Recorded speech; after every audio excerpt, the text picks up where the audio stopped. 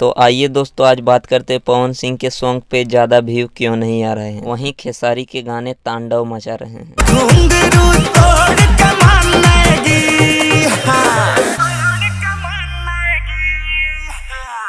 तो पहले खेसारी लाल यादव के गाने के बारे में बात कर लेते हैं, उसके बाद पवन सिंह की भी सॉन्ग को देखेंगे। तो दोस्तों देख सकते हैं, महज 3 घंटे में 3,47,000 व्यू है, जिसमें से 81,000 लाइक है। भाई ये तो काफ़ी ज़्यादा तेज़ी से वायरल हो रहा है। वहीं दूसरी तरफ देखिए भाई, पवन सिंह की सॉन्ग पे भी काफ़ी अच्छा रिस्पॉन्स है, बट इसमें कुछ कमियां भाई जो बहुत अश्लील को दर्शाता है। और दोस्तों ये वही गाने का फुटेज है, देखिए और बताइए अश्लील है या नहीं। दोस्तों हम पवन सिंह से यही कहना चाहेंगे कि आप तो बहुत लेट से गाना लाते हैं, बट ऐसा गाना मत लाइए जिससे आपका रिस्पॉन्स ख़राब हो। और हाँ दोस्तों, अगर आप पवन सिंह और खेसारी लाल के बिग फैन हो तो इस वीडियो को लाइक और चैनल को सब्सक्राइब जरूर करना। Thanks for watching, love you.